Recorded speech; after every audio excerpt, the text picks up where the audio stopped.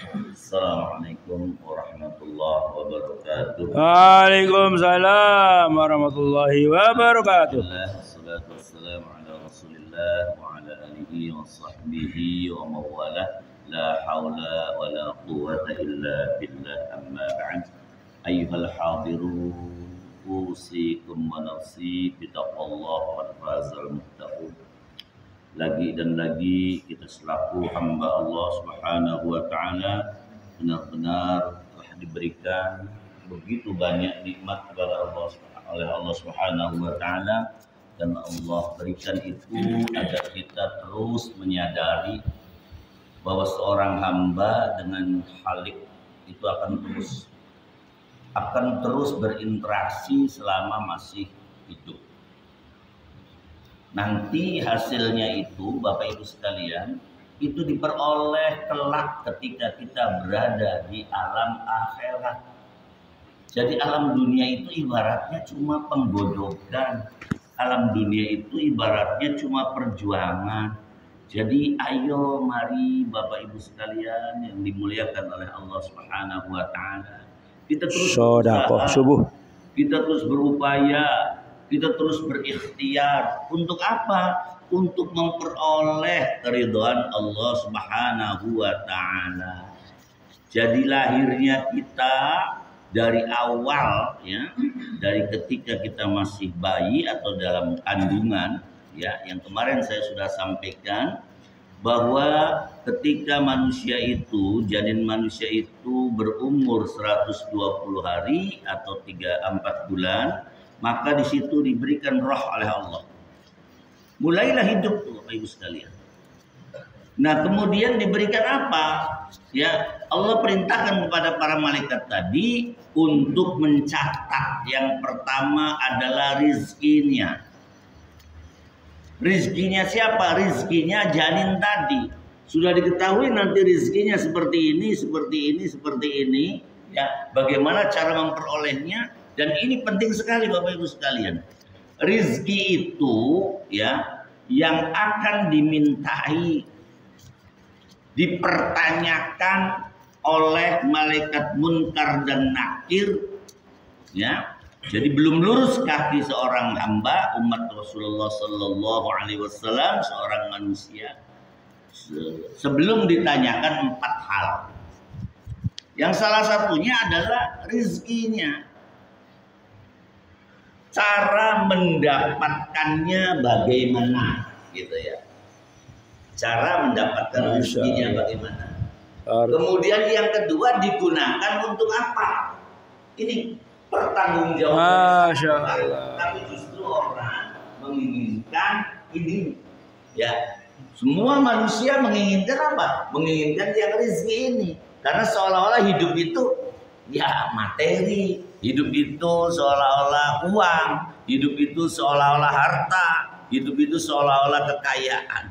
Padahal yang namanya manusia terdiri dari 2 dimensi, dimensi materi dan imateri, ya, dimensi jasmani dan rohani. Ini Bapak Ibu sekalian yang harus kita sadari.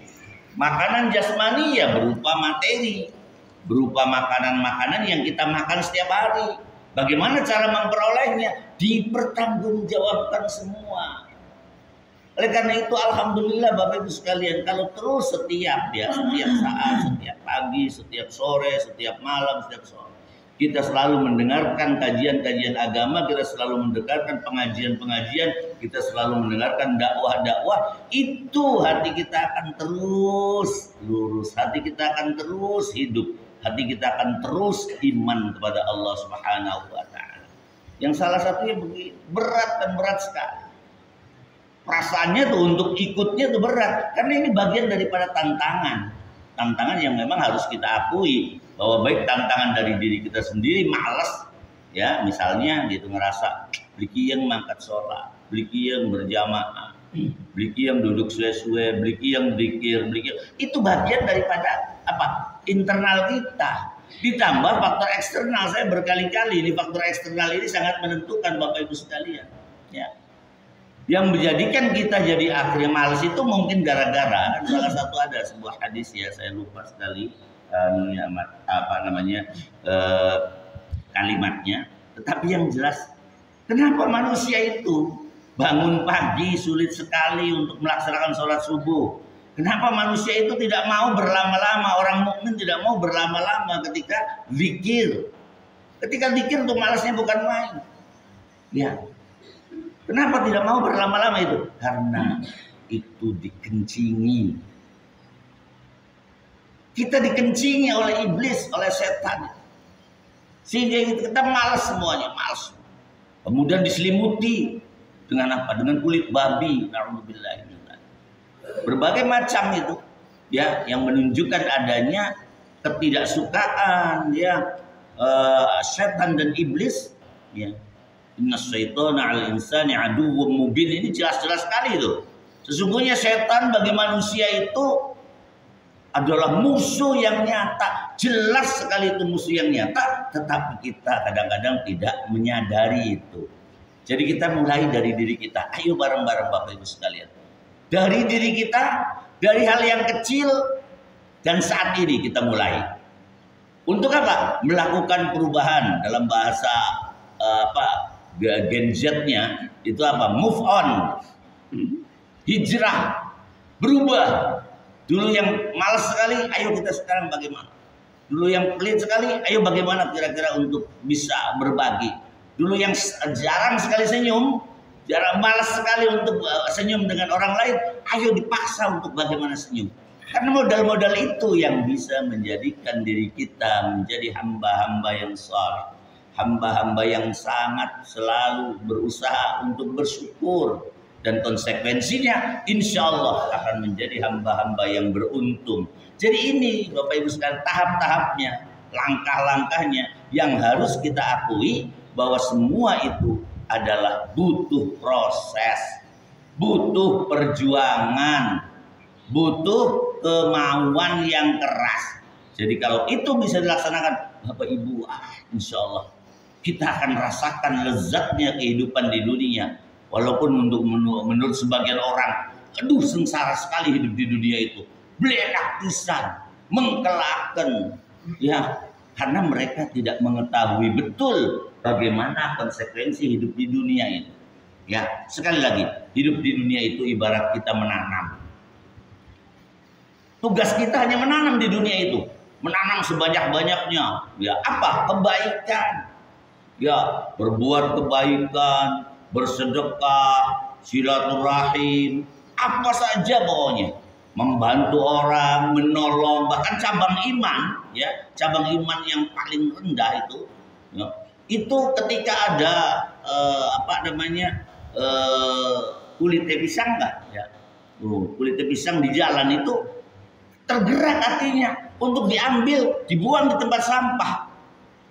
Tujuannya apa? Agar jangan kepleset. Agar jangan kepleset. Bahkan karena kehendak Allah pula, karena keagungan Allah, kebesaran Allah, kemahakuasaan Allah, itu orang yang punten-punten ini dalam sebuah riwayat, ya, ada seorang gadis.